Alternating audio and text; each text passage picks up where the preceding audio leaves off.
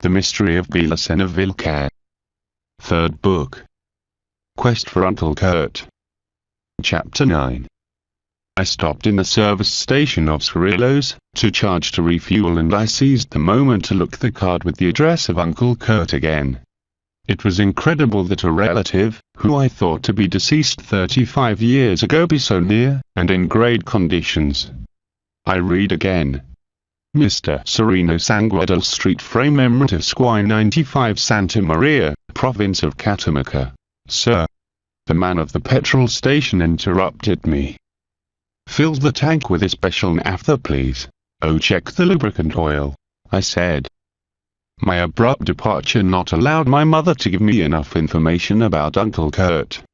Now started to appear the queries, because I didn't know if he had married, or he had children and grandchildren, what he was doing. Bah! I thought I must be concentrated in the journey and have faith. I will know everything in a few hours. 30 liters of naphtha and 2 of oil, sir.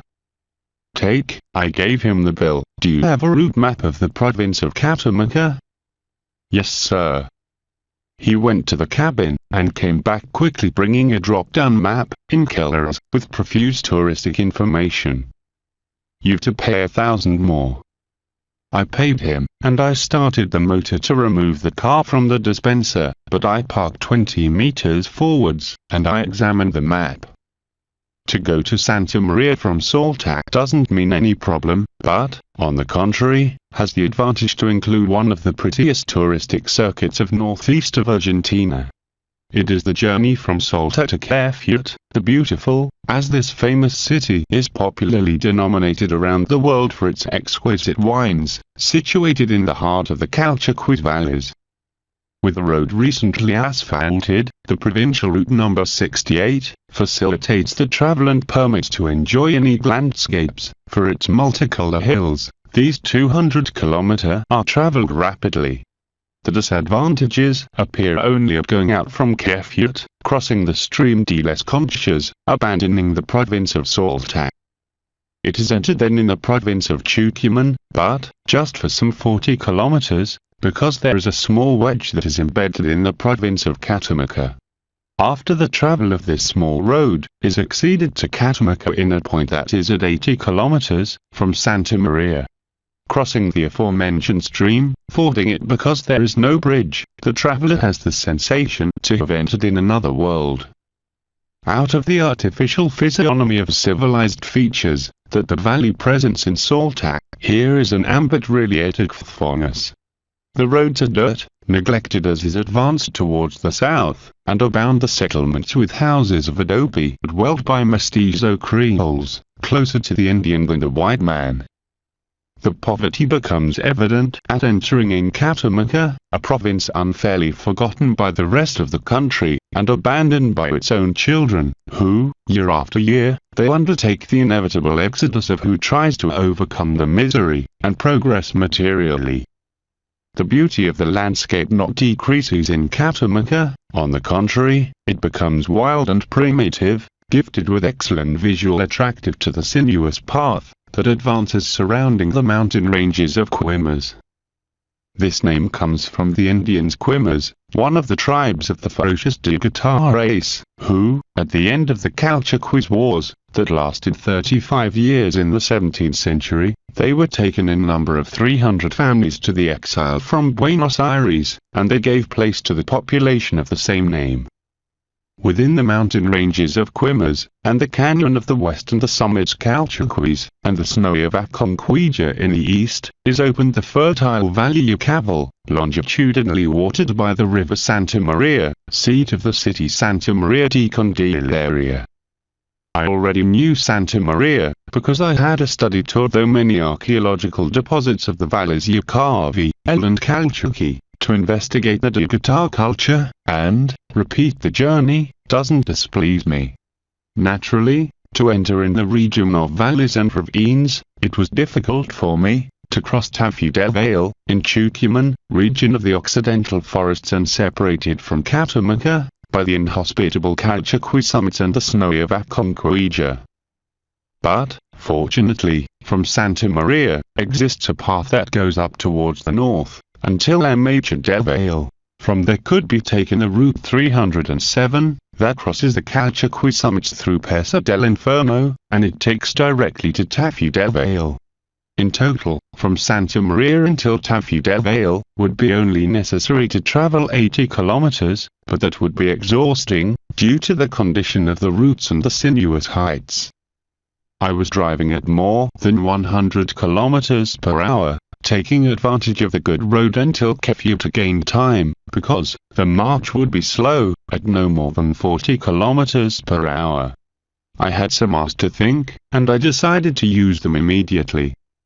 The landscape, the fresh air, the silent valley, all contributed to make me feel lax and calm, liable to meditate. But this attitude was somewhat abnormal, if it is considered the quantity of things that had happened to me recently. The lack of preoccupation evidenced a very huge change in my interior, which was also manifested in a sensation of indifference for the world. I felt in peace, because I didn't need anything. I was materially ruined, perhaps, in mortal danger, and this revelation only made smile thoughtlessly. Yes, I had changed a lot. And all this change occurred in January 7th, date in which I experienced the spiritual rapture, and I believed to die, and synchronistically to the schism that ended with my goods. How many things had happened to me. And it seemed that this would never end, because it continued occurring me upbeat things. Like the matter of Uncle Kurt. It was without doubt an intuition. When the meeting with Professor Ramirez ended, and the wise man mentioned that almost all the documents about the Druids had been looted in Europe by the SS, I thought for myself, to whom I could ask about the Black Order, and their interest for the Druids. In that moment, it came to my mind the remembrance of such night in my childhood. No logic relation that permits the association of both things. Nothing rational. If I would have thought about it, for 1 minute I'd surely rejected this supposition for being absurd. But, the recent events made me distrust from the reason, and was then when, following a hunch, I asked my mother what had happened that night, 33 years ago. And there was the key. Inexplicably, unreasonably, there was a relation. Because I wanted to know about the SS, and my uncle, about whom I did not know his existence, had been German military. And of the SS. I renounced to search any explanation, and I concentrated in the night of the 21st of January, when the narrated phenomenon occurred. Thenceforth, as I already said, I felt reborn, and if I thought on it, was only with the objective to analyze the form in which two events of different order, my mystic experience, and telluric movement, were connected. Because for me, there were no doubts that a non-causal relation, and synchronistical, existed between both phenomenons. Which was similar to the case of the murder of BELICENA VILLCA, when the killer, in an act of demental pride, leaves the irrefutable proofs of a terrible power. In January 21st, the matter, exalted to me, explodes in a schism of singular violence synchronously with a mystical experience in which both events were confused impressively, giving the sensation to be causally linked. If I would have believed it thus, I'd feel tempted to think that my own psyche released the seismic phenomenon, and that would be the moral defeat of my spirit. This is just what someone, the author of the schism, wanted to make me believe, to stray me. And this colossal ambush is another demonstration of infernal arrogance and pride. The temptation to dominate the phenomenons is one of the primary errors in which fall those who try to break through the spiritual path. The only phenomena that really matter for a spiritual elevation are those that occur personal and qualitatively, not transferable nor communicable. The concrete phenomenons of collective perception carry the seal of the quantitative and material. The doubtful, otherwise, that can be produced by an active will. About this, the not specialized people is victim of an information intentionally confused. But I, in my quality of psychiatrist, I was familiarized with every kind of phenomenon acts, psychological pathologies, or hysterical crisis. In the neuropsychiatric hospitals, is common, but obviously poor publicized, the manifestation of phenomena of this type. It can be observed, in certain cases, parapsychological phenomena occurred in relation with one or many patients. These phenomena, very attractive for the profane, that not count with adequate scientific foundation, and this fact is the main reason of its concealment, are usually a very different typology: elevation of an object without any evident force that sustains it, levitation, displacement of objects, telekinesis, brightness increment in the cell of the patient, or change in the tone of the colors, chromation, apparition of unknown objects, or disappearance of others, matter addition, etc. It is unnecessary to say that all these phenomena are susceptible of collective verification when they are presented, but completely unrepeatable in conditions of study or laboratory. This occurs mainly because the responsible of such phenomena are completely mad, and generally unconscious about the alterations that they produce. What turns incomprehensible such phenomena is its apparent contradiction to the natural laws, but it is usually admitted in academic and scientific means that a better comprehension of the nature, this is, a major progress of the science, will bring the solution to these queries. It is trusted then in that the science will give the solutions to the contradictions of the science, proposition that is logically inconsistent and sounds at least ridiculous. The core of the theme is that, in phenomena as the mentioned telekinesis, present failures to the law of the causality. This law says that, to every effect phenomenon, corresponds a cause that originates it. In the telekinesis, for example, the object moves as if would be acting a remote action force, of the type of the gravity or the magnetism, but without, until today, be identified the action of some force. That's to say, it moves as if a force is acting, but none force is acting. It is said then that the law of causality fails, because the effect has none causes to originate it, and, consequently, the existence of the effect is denied phenomenon to save the law of causality. The rightest would be to accept that the linkage in unknown, the law that unites cause phenomenon and effect the displaced object. In the analytic psychology, developed by C.G. Jung, a very attractive theory has been rehearsed to save these difficulties, and those that originate from the common case that the men who, being separated cultural, geographic, and temporally, without any ascertainable linkage between them, have identical or analogous ideas. Here would act a principle of synchronicity unknown by the science, due to its wrong comprehension of time. It is convenient to remember, in this regard, what C.G. Jung says, in The Secret of the Golden Flower. Some years ago, the then president of the British Anthropological Society asked me how I could explain the fact that a so highly intellectual people as the Chinese had produced no science. I replied that this must really be an optical illusion, because the Chinese did have a science whose standard work was the I Ching, but that the principle of this science, like so much else in China, was altogether different from our scientific principle. The science of the I Ching is not based on the causality principle, hitherto unnamed, because it not met with among us, which I have tentatively called the synchronistic principle. My occupation with the psychology of unconscious processes long ago necessitated my looking about for another principle of explanation, because the causality principle seemed to me inadequate to explain certain remarkable phenomena of the psychology of the unconscious. Thus, I found that there are psychic parallelisms which cannot be related to each other casually, but which must be connected through another sequence of events. This connection seemed to me to be essentially provided in the fact of the relative simultaneity, therefore the expression synchronistic.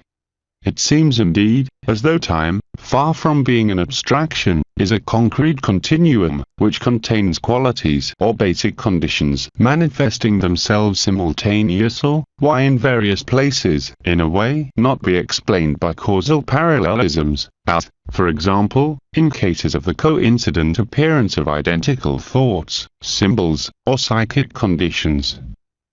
Another example would be the simultaneity of Chinese and European periods of style, a fact pointed out by Wilhelm. This was the thought of the prestigious psychiatric C.G. Jung about the matter that I was treating. With its concepts, the apparition of the two identical phenomenons, common idea of two persons, separated by the space, would depend of a collective archetype, cause, and the simultaneity synchronicity of the phenomenon events.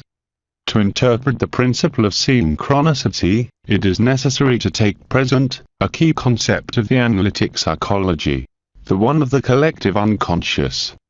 This concept permits to handle in more real manner the archetypes, that are not static beings anymore as the ideas of Plato, but dynamic entities of powerful animic force, support, and sustentation of the myths that influence unconsciously in the behavior of man. The concept of collective unconscious has been resumed by Jung, in the same quoted book. Just as the human body shows a common anatomy over, and above all racial differences, so too, the psychic possesses a common substratum. I've called the latter collective unconscious.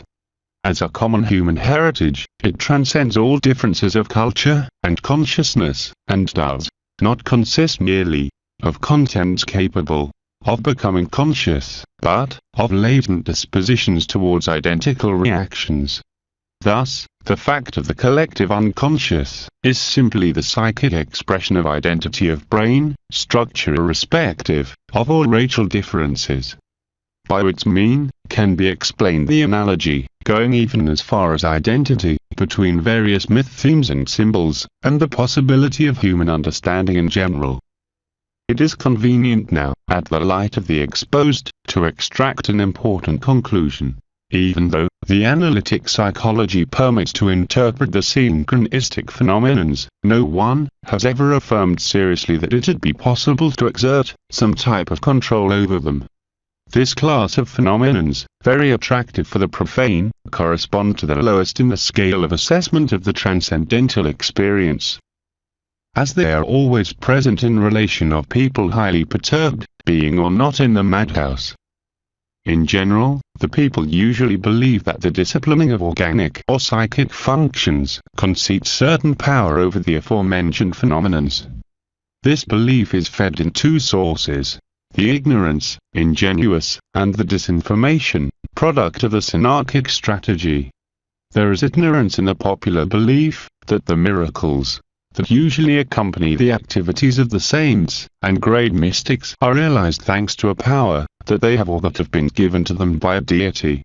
In reality, the saints have ever said such thing, manifesting instead that the miracles are realized by God, or admitting, as maxim concession, to have been vehicle of a grace, or a superior force that transcended them.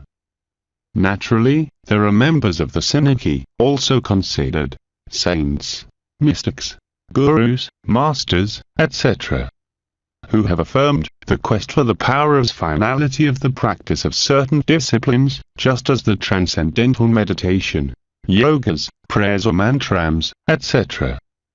But it is possible to suspect immediately about the real occult finalities that chase those satanic agents.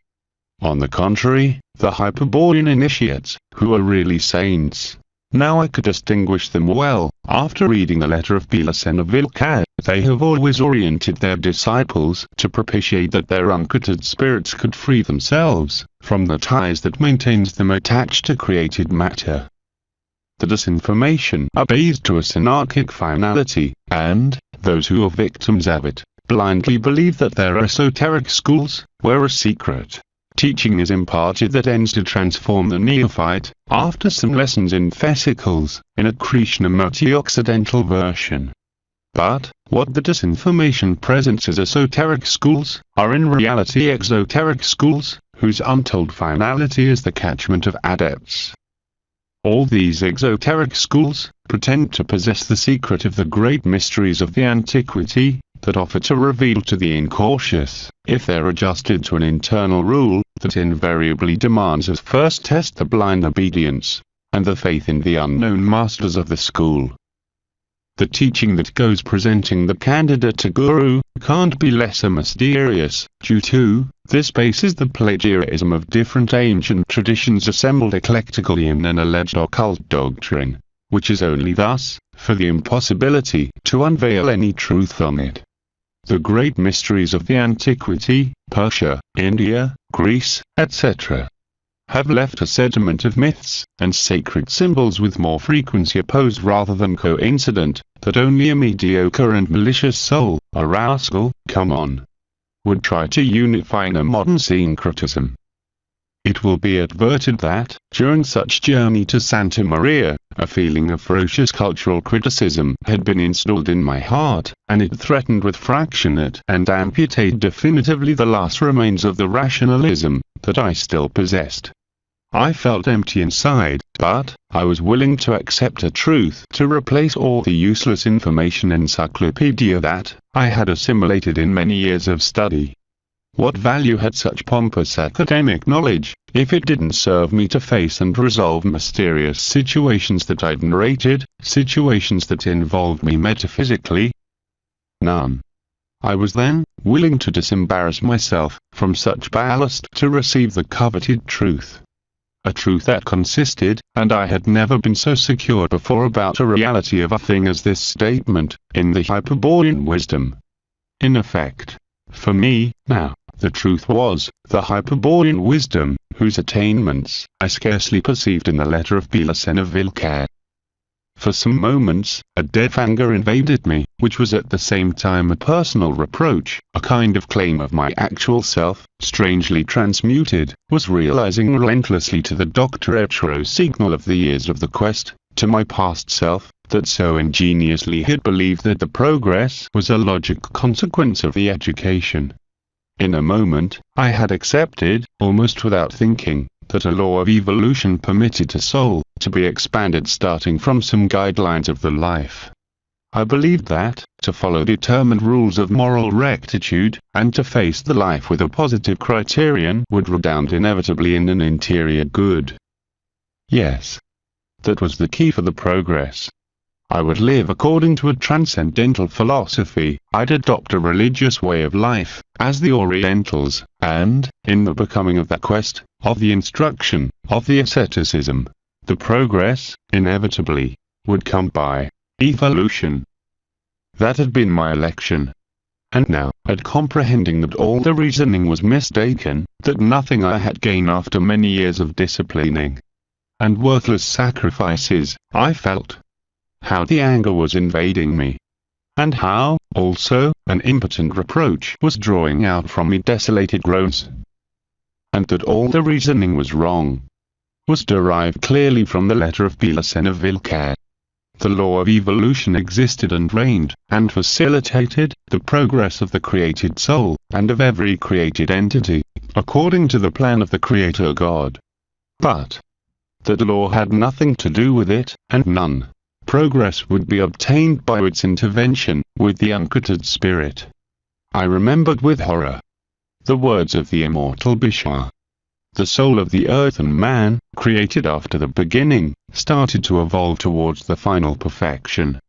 It seems that such evolution was so slow, and the traitor gods, to accelerate it, realized the prodigious and infernal feat, to chain the uncreated spirit to the man, or earthen man.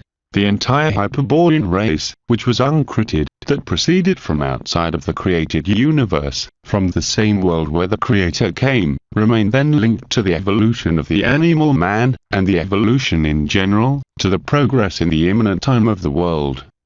According to the Hyperborean wisdom, the spirit had to free itself from the imprisonment to the evolutionary matter, isolate from the law of evolution, and undertake the return to the origin. There was the searched truth. My spirit was shaking by the effect of an unerring intuition, that truth, capable to shine for the spirit, with an uncreated and inextinguishable light, should be conquered in a struggle of superhuman dimensions, during which it would be necessary to exhibit an unbreakable determination that an enemy existed, against whom such fight shall be waged, an enemy that, cuts the path towards the origin. I knew it, with certainty since that night of January 21st. But, the precedent reflections, and the intuition that I'd mentioned, that allowed me to comprehend now, that the errors of the past, proceeded from my strategic weakness, for have yielded before the strategy of the enemy. And this strategy, which with no doubts affects to all the levels of the human activity, and even the most unknown psychic spheres, is applied in the field of the culture through a control system of colossal characteristics. When VILLCA says, the culture is a strategic weapon of the synarchy, such control system is in charge to foment the confusion and the deceit, and was, thereby, the responsible of the ambush in which I had fallen. Because, if I was deceived, if I participated from the strategy of the enemy, it happened for ignorance or strategic weakness, for be ignorant about the nature, and even the own existence, of the enemy. I could have never be bought by the wide fraternity, just as was tempted the spiritual integrity of the heroic Nimrod. In sum, if I had yielded, in past times, before the treacherous pressure of the strategy of the enemy, was because then I was asleep, spiritually asleep. But, now I had awakened, thanks to the letter of VILLCA, and the spiritual rapture of January 21st, and the proof was, precisely, in the unbreakable determination to fight till the end, against all, and against everyone, to go back to the origin, and liberate my eternal spirit from its material prison. Yes, I had awakened thanks to VILLCA, but now, I was capable to formulate my own conclusions about the behavior of the enemy, who had in the depths the scopes of a demiurge. The synarchy, expression of his power amongst men, constituted a formidable spectrum of organizations, and secret societies, impossible to be detected completely. And in the midst of this offensive deployment was me, until yesterday no more ignorant about these realities. Easy victim for the strategy of the enemy. Because, even if it escaped to me, as is natural, the totality of the demonic plan, I saw with enough clarity, the tactics applied to the field of the culture. The modern syncretisms, that I mentioned before, are bait to this wall of deceit that the synarchy shows in all its secret societies. And the idea of evolutionary progress of the soul, by the karma, the righteous life, or any other similar way of expiation, is presented from the base of the secret esoteric doctrines, the mere religious syncretisms, as a so evident truth, that only a fool would dare to doubt about it. Out from the religion, the same idea had invaded the majority of the scientific, or humanistic disciplines. It is instructive, for example, to check with which ability the synarchic agents have imposed geometric concepts to induce teleological interpretations of the history. With an admirable rationalist rigor, they define arbitrarily a geometric trajectory, for the progress of the humanity, and then project this figure over the history, establishing associations, analogies, and coincidences, the most of the cases tendentious and intentioned. The progress can follow thus a circular trajectory, r2 equals x2 plus y2, parabolic, y equals x2, in spiral equals. In cycles y equals senator x, uniform, y equals x, exponential y equals x, etc. Trying to force history to adjust it, and to make it correspond to the form of such functions, confirming in that manner the theory or official dogma of the synarchic sect. The utilization of the analytic geometry in the religious interpretation of the history must not surprise. God geometrizes, affirm some notorious synarchic agents.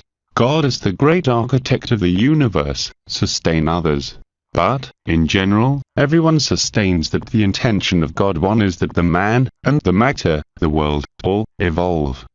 This is one of the keys of the subjacent rationalism in the mounted occult doctrines.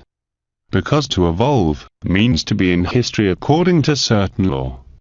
It is the law of evolution what impressed the human progress our geometric trajectory, postulates the synarchy. But, being thus, what is the esoteric benefit that obtains the synarchy imposing culturally the evolutionism, esoteric inclusive, in any of these geometric variants?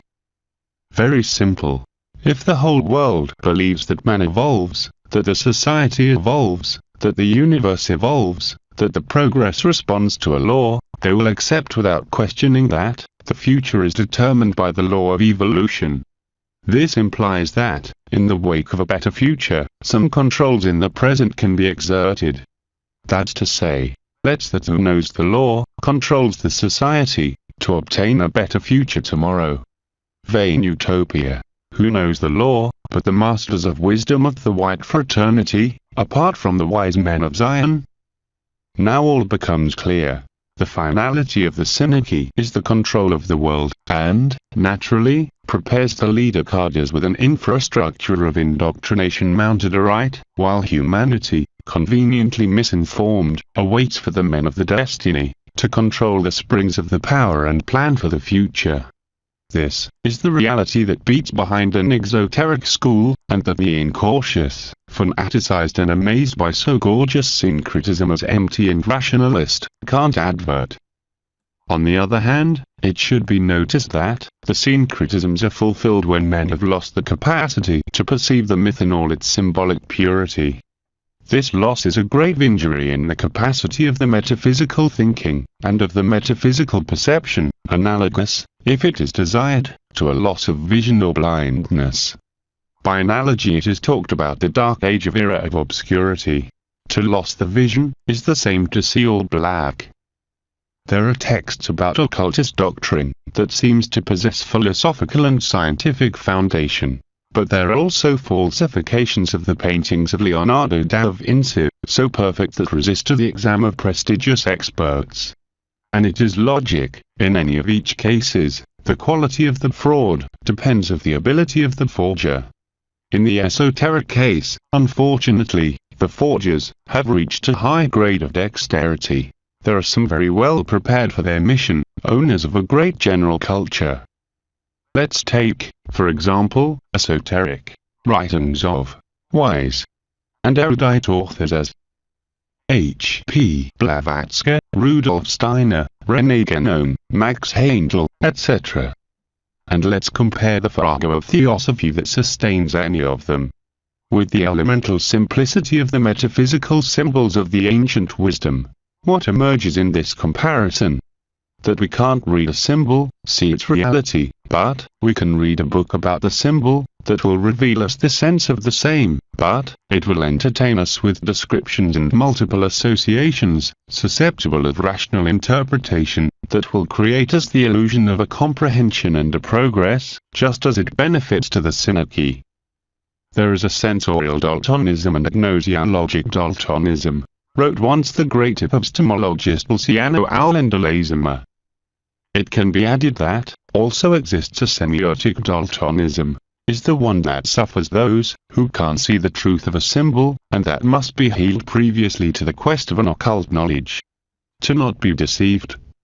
To not be used by the synarchy. Without a clear vision of the symbolic, and an adequate moral discernment, it is impossible to accede to the knowledge of the Hyperborean wisdom, which, in other part, is not in the exoteric schools.